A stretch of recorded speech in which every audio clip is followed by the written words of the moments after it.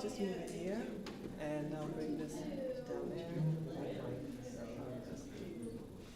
Because it's hard to turn the pages and show them if you're having the mic in your hand. That doesn't work. So I'll do that. So will you call me before? Yes. Okay. Yes. Sounds good. Okay. All right.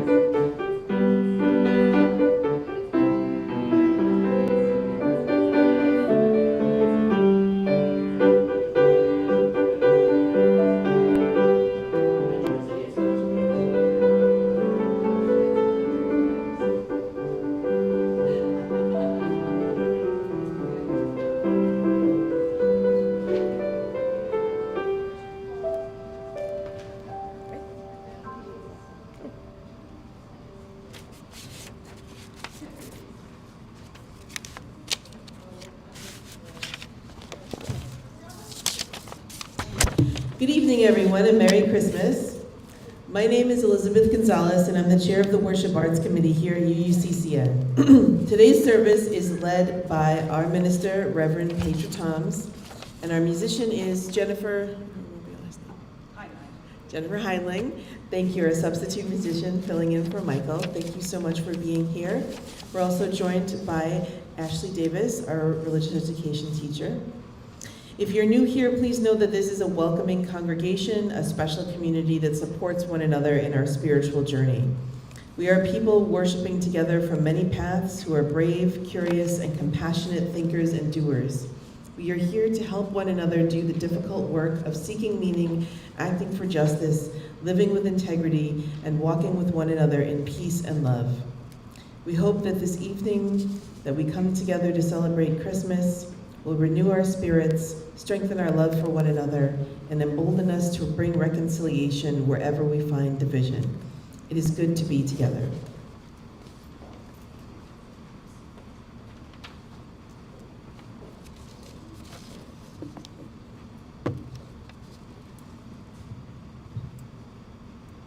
Good evening and welcome, whether in person or virtually. We are glad to have you with us. This is Christmas Eve. Once a year, we gather for our candlelight service. It is a time of reflection. It is a time of honoring the sacred.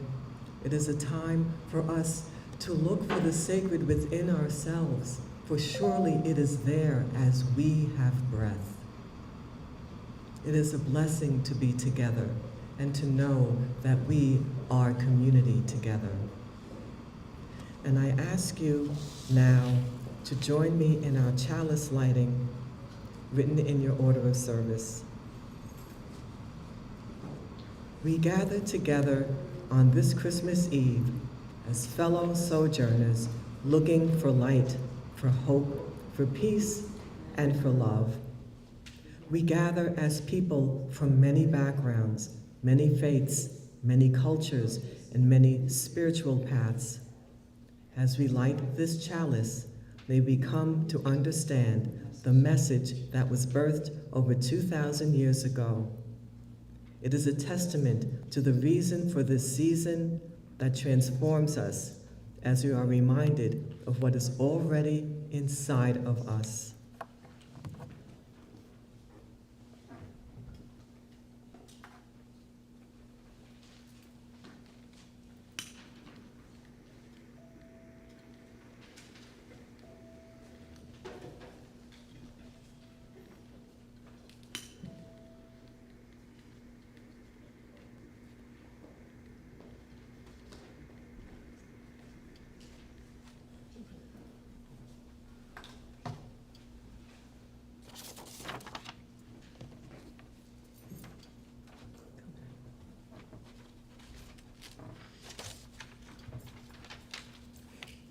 For our land acknowledgement this evening. We are here on the ancestral lands of the Merrick. We are here on Turtle Island to be caretakers, to gather in a good way, to be one with Earth's children in all of their forms, those of the straight lands, mountains, and valleys, those of the rivers, streams, and oceans, and air in the sky above us. Let this land acknowledgement guide us in our return to unity. Let us remember that we are relatives to all beings, those who walk on four legs, those who fly close to Creator, those who swim in the ponds and in the seas, and crawl all over this earth, all of the mammal people, the living green creatures, the spirit energy in stones, and all of the created world. Let us live in harmony, practice kindness, and share our love for one another.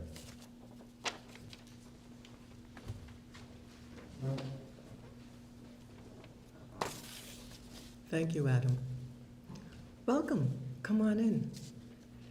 And now we will have our opening song, number 237, The First Noel.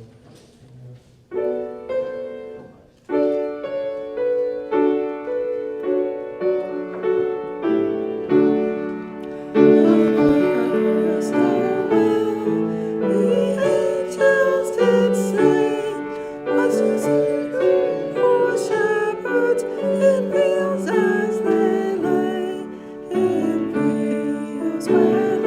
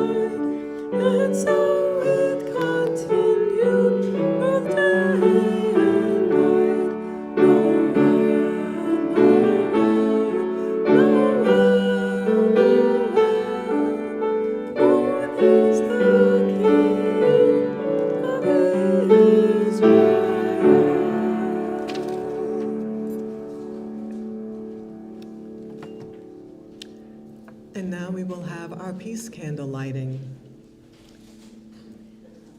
The Christmas season calls us into peace, to slow despite the hustle and bustle, to be kind in spite of our disappointments, to cherish a warm smile in spite of the cold, to reach out to others, remembering we are connected, even if we are far apart.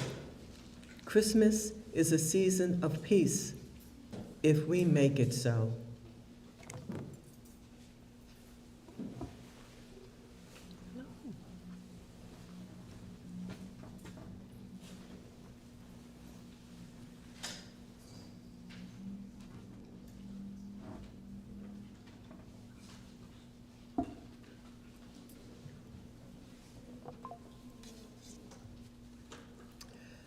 And before we have a time for all ages, I'd like to introduce formally our religious education teacher, Ms. Ashley Davis.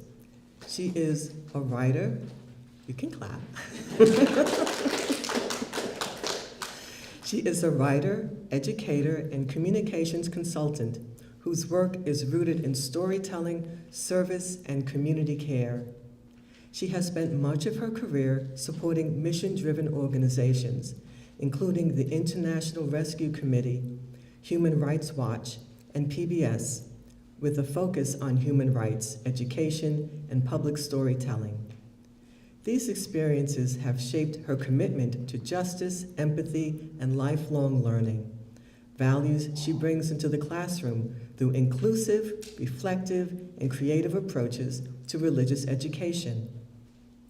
Ashley is excited to join the Unitarian Universalist Congregation of Central Nassau as religious education teacher and looks forward to growing with the community, supporting young people on their spiritual and ethical development, bringing this new chapter together.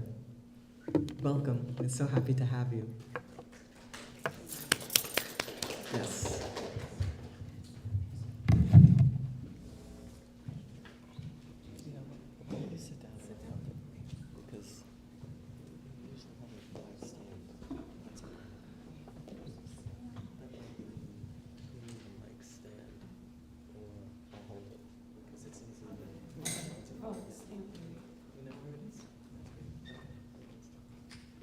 Thank you for the welcome, everyone.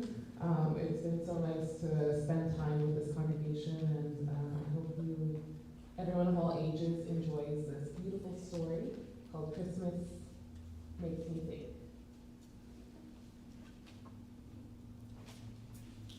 For the kids, I'll try to show them a little bit.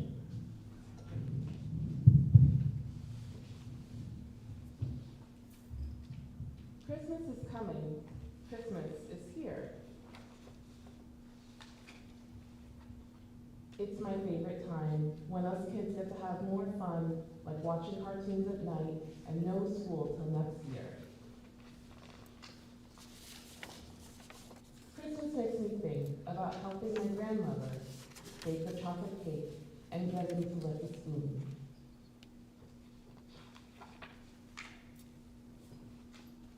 Christmas makes me think about our big, bright, colorful tree with lots and lots of lights and presents piled to the moon. But what about all those trees that never make it to the next Christmas?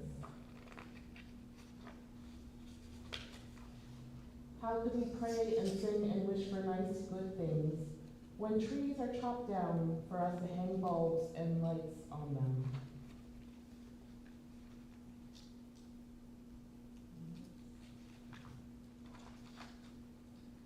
Christmas makes me think of how much better it would be to just visit a tree and give it presents, or visit a turkey or a pig and instead of eating one, feed it. Christmas makes me think about toys I have but don't play with, or clothes and shoes that I don't use.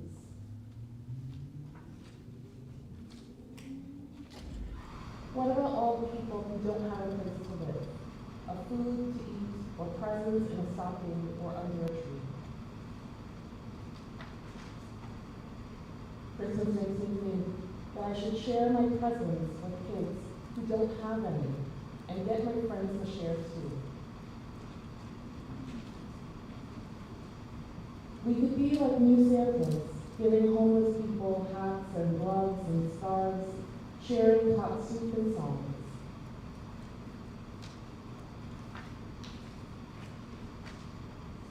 Because that's what Christmas should be about, not just fancy toys and the biggest tree.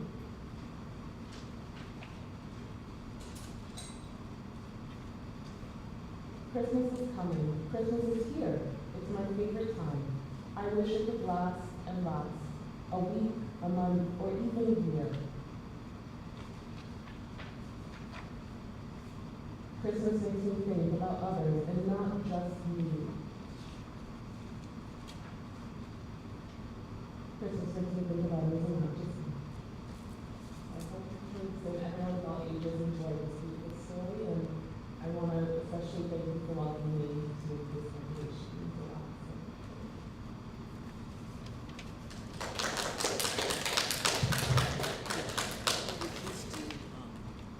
And now we have our children will share their Jet Pigs values. Can you come up? Can you come up and share the Jet Pigs values with us?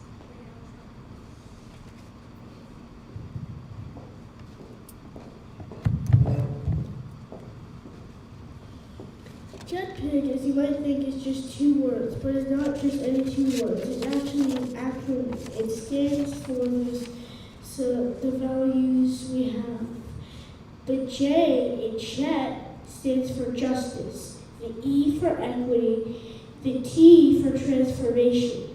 In pig, the P stands for pluralism, the I for interdependence, and the G for generosity. I want to tell you about these values.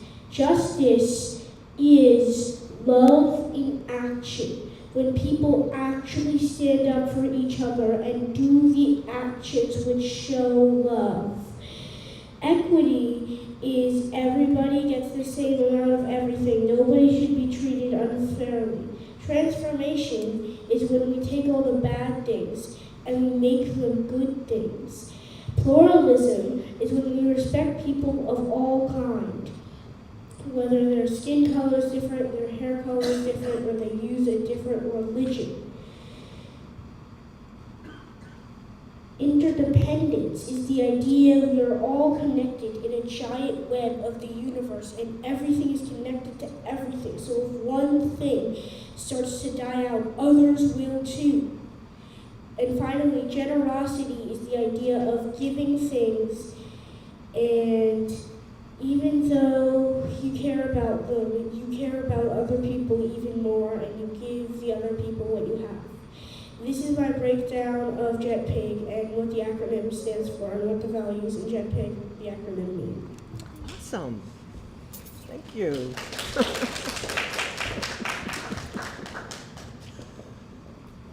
That was really good. Thank you. Thank you, Benjamin. And now is a time in our service when we will share our joys and our concerns. And if you would like to share so everyone can hear you, if you could come up with a mic, it would be even better. But yes. So I would just like to share the joy of being with you all today and of having a new religious education teacher. It's really important for our children going forward. And so that's a joy for this community as a whole, yes.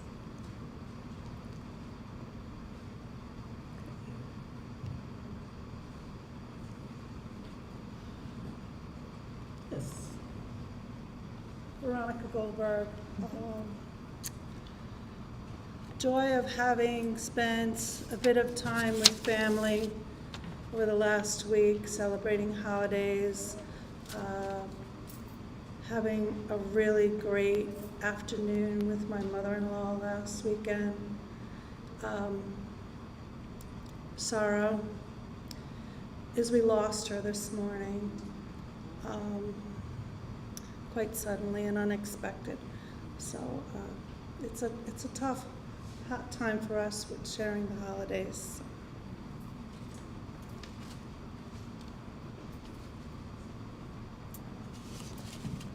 So sorry for your loss.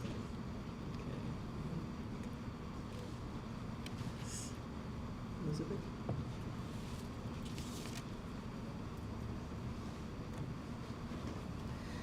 Many of you know my mom's in a skilled nursing facility recovering from a fractured arm and leg. I'm really thankful for everyone's support. It's been a very difficult time. And I wanted to say that my heart goes out to her roommate. She was placed in a room with another woman about a week ago, and she passed away suddenly Monday morning while I was there visiting. And this woman she went home on Friday night for a Christmas party at her niece's home and came back, and she passed away Monday morning after breakfast. She had a heart attack. So my heart goes out to her family and to all the staff that took care of her, that have been just talking about her all week and what a nice person she was.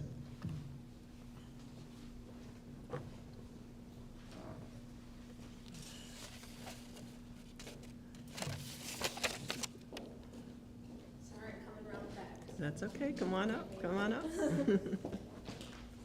Hi, wonderful to see you. Hey, so good to see you too.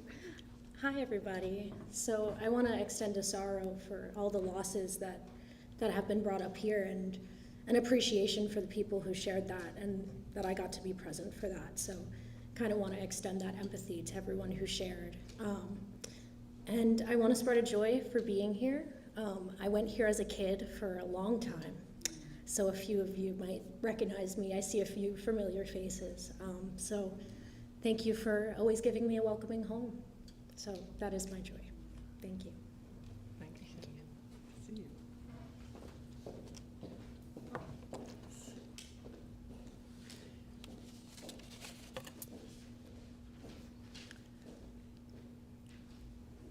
There are many feelings that we may be having this particular season.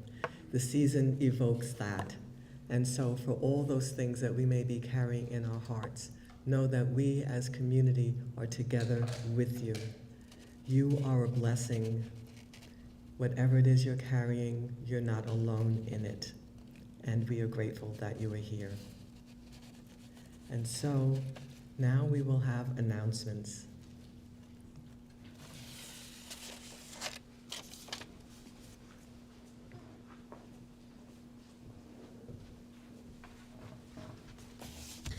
Starbucks Workers United, representing over 12,000 unionized baristas at over 600 locations, including many here in Nassau County, have voted to strike.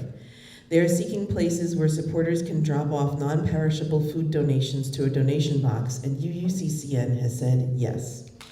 Please bring donations of non-perishable food, feminine hygiene products, diapers, and baby formula to UUCCN for the striking workers who will be going without pay. At this time of year, it is the tradition of UUCCN to acknowledge the ministers and staff with a gift showing our appreciation and gratitude for their efforts throughout this past year. So if you are writing a check, please put staff gift on the memo line, or make a donation at uuccn.org/donate and put staff gift in the memo line. The UUCCN Book Club will meet next on January 29th at 8 p.m. on Zoom. The link will be in the email, and the book we're reading is called How to Stand Up to a Dictator, The Fight for Our Future by Nobel Peace Prize winner Maria Ressa. Reverend Pacher will be having office hours on Tuesday, January 6th, 2026 at 1 p.m., and we hope that you can join her there. And now for our offering and Thanksgiving. Well, first for the Thanksgiving, I want to thank everyone for being here tonight. And thank everyone for their support of UUCCN. By your presence, your pledges, donations, volunteering, sustain our congregation as we are 100% dependent on our members, friends, and guests. Please give today when the ushers pass the collection plate in a minute, or you can use our credit card on our website, uuccn.org. One of our traditions is to share our collection plate with another organization whose work aligns with our values and principles. For the month of December, we always share the plate with the Minister's Discretionary Fund. This is a fund that is part of our budget, where the minister is able to help people in need in our community at their discretion.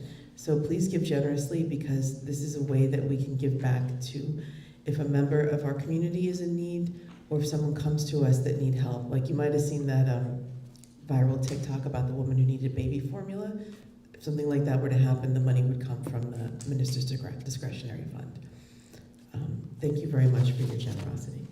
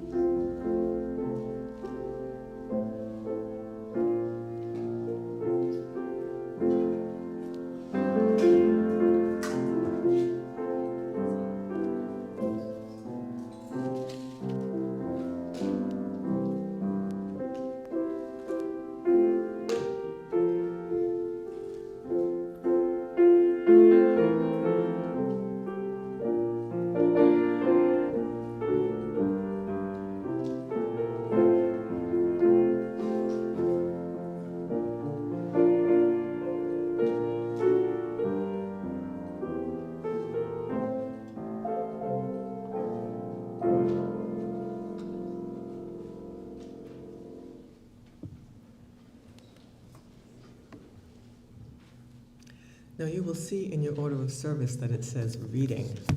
It says reading because I am going between two scriptures.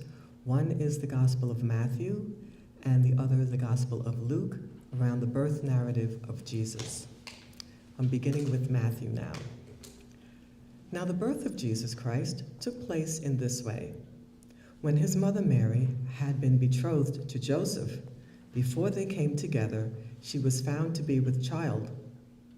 And her husband Joseph, being a just man and unwilling to put her to shame, resolved to divorce her quietly. But as he considered these things, behold, an angel of the Lord appeared to him in a dream, saying, Joseph, son of David, do not fear to take Mary as your wife, for that which is conceived in her is from God. She will bear a son, and you shall call his name Jesus, for he will save his people. All this took place to the fulfillment that the Lord was spoken to the prophet. Behold, she shall conceive and bear a son, and they shall call his name Emmanuel, which means God with us. When Joseph woke from sleep, he did as the angel of the Lord commanded him. He took his wife, but knew her not until she had given birth to a son. And then he called his name Jesus. Now, to the Gospel of Luke. It happened at this time that there was a great census through all of Rome. And so everyone had to go and travel to their hometown to register. This was a demand. And so Joseph took his betrothed Mary to Bethlehem in order to register. However, when they got there was no place for them to be. Every place was full. She was with child. There was no place for her to give birth that was proper. The only place available was the stable. And so Mary gave birth in a stable with cows and sheep and all of that. And so, at that time, shepherds in the field watching over their flock were told by an angel of the Lord who appeared to them that this miraculous birth had taken place. And the shepherds said, well, we have to go check it out, which they did do. So they went and they saw the mother and Joseph and the child, and they paid homage to him. Now back to the Gospel of Matthew. Now, Jesus was born in Bethlehem in the days of Herod the king. And behold, wise men from the east came to Jerusalem, saying, where is he who has been born King of the Jews? For we saw his star when it rose, and have come to worship him. When Herod the king heard this, he was troubled, and all Jerusalem with him. And assembling all the chief priests and scribes of the people, he inquired of them where the Christ was to be born. And they told him, in Bethlehem of Judea. And so Herod summoned the wise men secretly and ascertained from them what time the star had appeared. Then he sent them to Bethlehem, saying, "Go and search diligently for the child. When you have found him, bring me word that I too may come and worship him." After listening to the king, they went on their way. And behold, the star that they had seen when it rose before them until it came to rest over the place where the child was. When they saw the star, they rejoiced exceedingly with great joy. Going into the stable, they saw the child with Mary, his mother, and they fell down and they worshipped him. Then, opening their treasures, they offered him gifts, gold and frankincense and myrrh. And being warned in a dream by an angel, they decided not to return to Herod, and they departed to their own country in another way. Now when they had departed, behold, another angel of the Lord appeared to Joseph in a dream and said, "Rise up, take the child and his mother, and flee to Egypt, and remain there until I tell you, for Herod is about to search for the child to destroy him." And he rose and took the child and his mother by night and departed to Egypt, and remained there until the death of Herod. This was to fulfill what the Lord had spoken by the prophet, "Out of Egypt I called my son." This is the word of the Lord.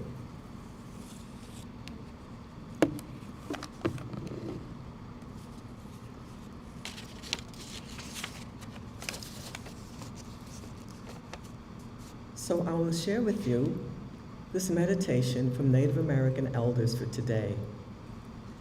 The elders tell us about the importance of our quiet time. The quiet is the door to the Great Spirit.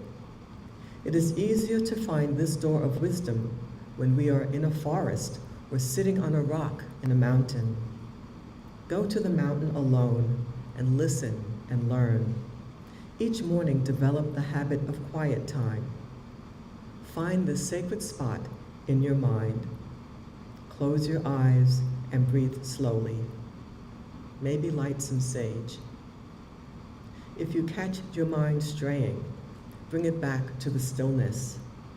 Many ideas, knowledge, and insights are contacted by being still.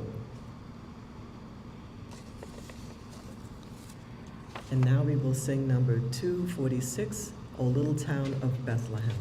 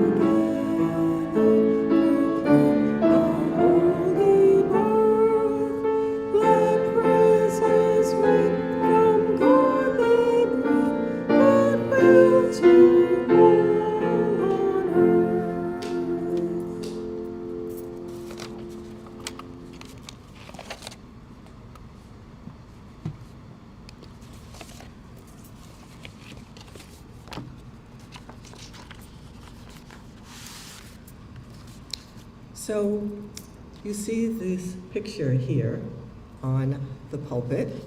I came across this graphic last year amidst the genocide in Gaza, for that is what it is, ethnic cleansing. And as a Black and Indigenous woman, I recognize the signs, and yes, Christ in the rubble speaks of how I see Jesus, a Palestinian Jew fulfilling his purpose in the world. This is my theology, one that I share with my professor, the late great Black liberation theologian, Dr. James Cone, author of many books, including God of the Oppressed. This writing shows the depths of Dr. Cone's theology, that the God of biblical faith and Black religion is best known as the liberator of the oppressed from bondage. The story of Jesus is itself one of being born into oppression, and his teachings throughout life stood in opposition to those who oppressed. He was an example of how we should live in the world, living humbly and working for justice. And so it begins. So I'll explain a little bit about the Christmas story. Some of us have more traditional Christian background and may be familiar, and some of us who are UU may be not quite as familiar, and so here we go. Now, Jesus was born in a barn, and obviously not rich, but of humble means. Born of a young, unwed mother in the company of not her baby's daddy, traveling for the legal accounting of their citizenship. So by all accounts, they were immigrants, but only to find themselves without proper shelter, essentially homeless, with no welcome. And they were strangely greeted by the most common of folk, followed by the richest of men, who were kings who brought the babe gifts. Now these kings had sought the advice of Herod, as I read earlier, the ruler in the area, who was secretly concerned about this baby, supposedly a newborn king, that the wise men inquired about. He planned to eliminate this child as he posed a threat to his authority. The wise men were wise indeed, listening to an angel as they chose to go back home on another route and not inform Herod of the baby's location. The family fled in the night, fearing the risk of Herod, informed by an angel, and they sought asylum in Egypt. Christ, born in the rubble, amidst the humble and lowly. His is a universal story of hope in the midst of struggle and dire circumstances. And I know that many have difficulties in their own lives daily. Life is hard due to illness and due to loss and due to loneliness and the frailties that come to us all. And in those struggles that test our resolve, there can still be the hope that the birth of a small child brings. Christmas is relentless. It shows up whether or not we are ready for it. I've been asked, are you ready for Christmas? Why? And we usually get dragged down with the trappings of the season, decorating, shopping, lights. But Christmas is serious. We miss the seriousness because we are seeking comfort and joy, not stories about homelessness and destitute migrants seeking asylum. But the truth of the Christmas story is challenging for many of us. I had described Jesus' mother as a young, unwed, pregnant woman accompanied by a man who was not her baby's daddy.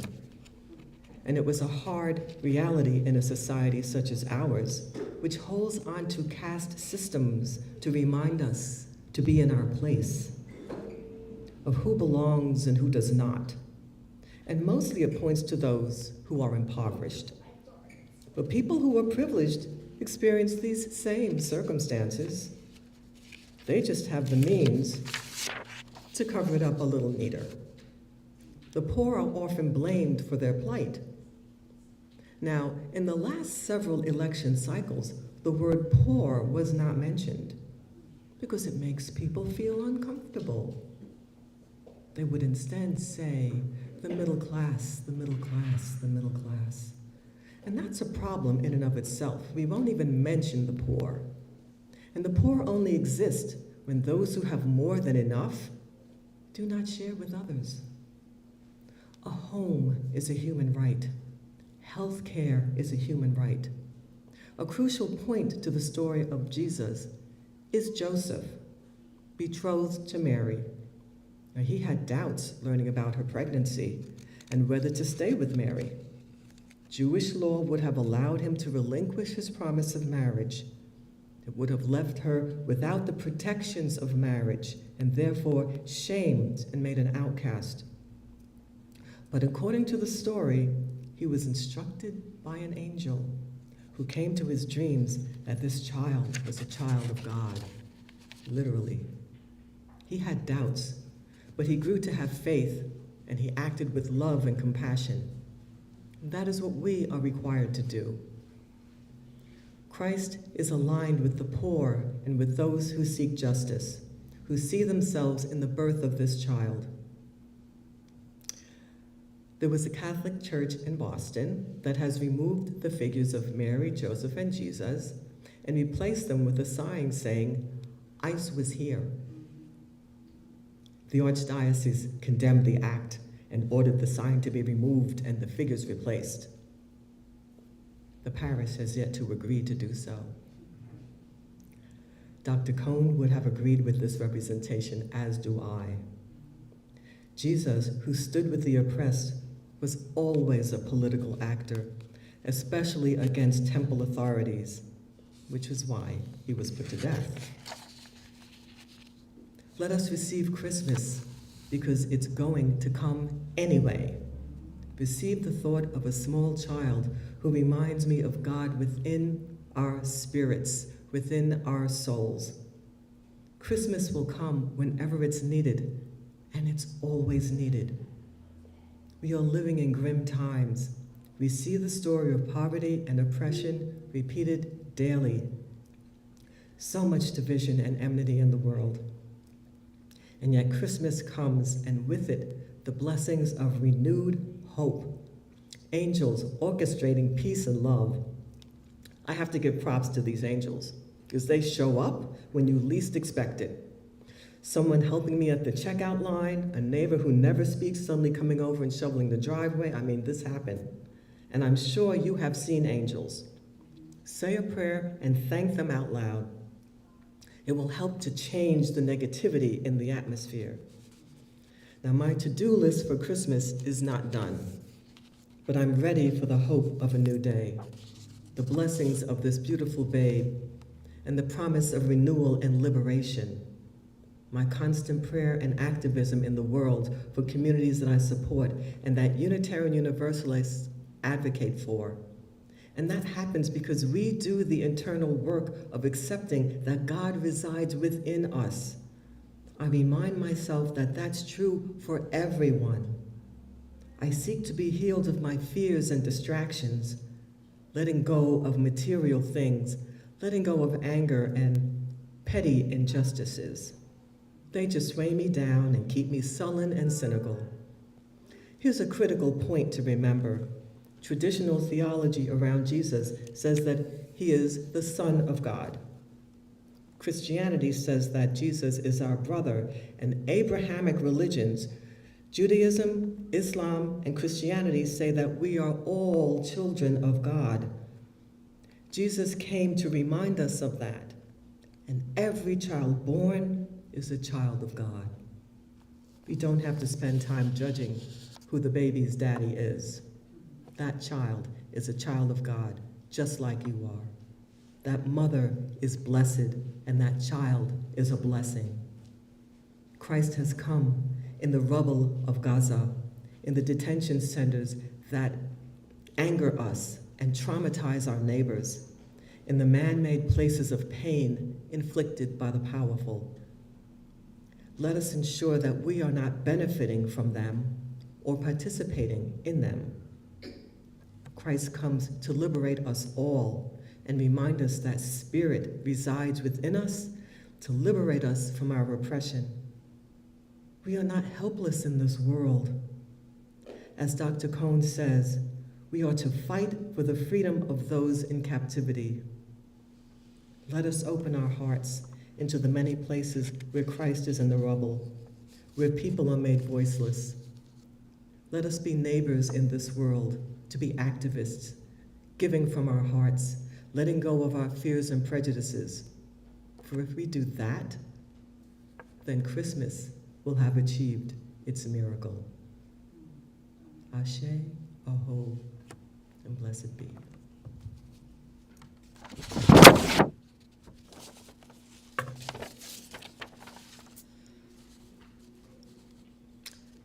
It came upon a midnight clear, number 244.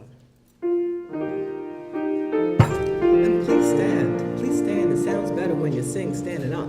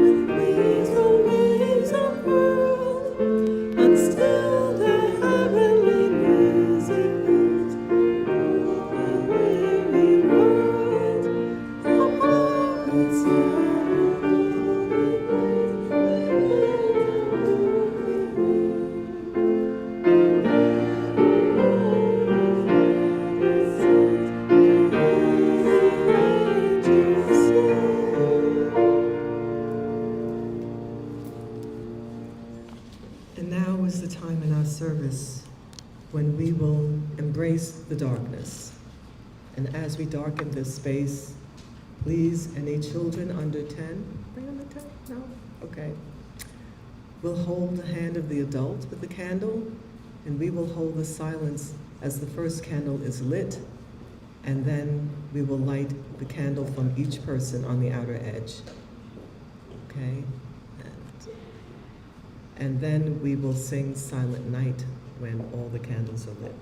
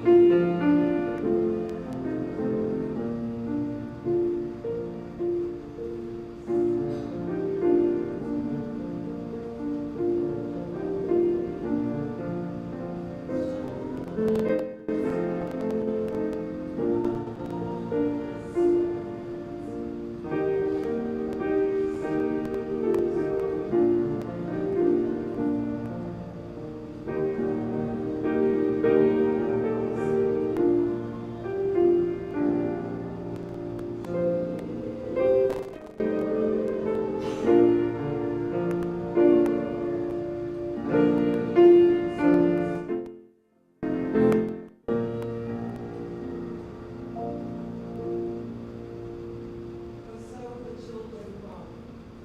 We honor this night in remembrance of this family, a young unmarried woman with a child, her betrothed, immigrants bring a child into the world while unhoused. Then fleeing political persecution and seeking asylum in another country where they can hide in plain sight. This family sought safety after traveling across miles. We honor this holy night when a child is born. Every night a child is born is a holy night.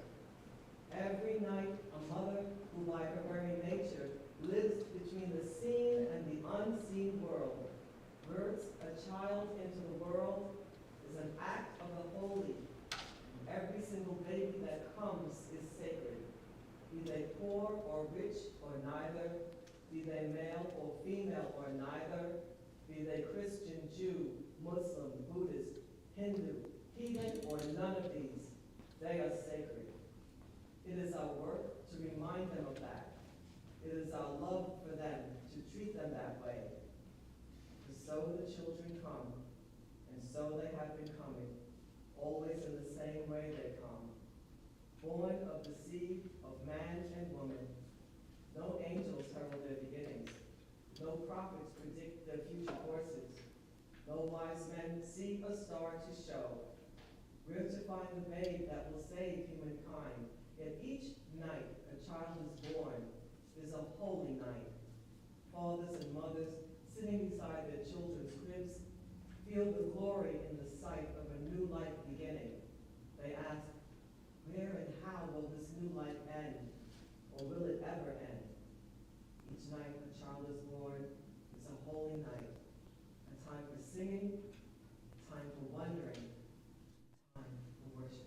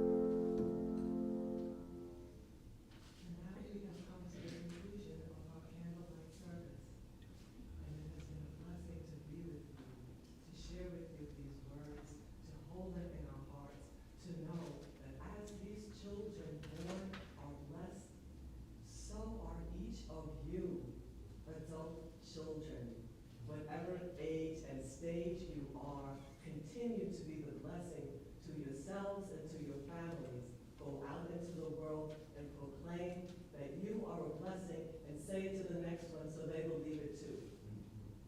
There is power in those words. There is power in that knowledge. It is great.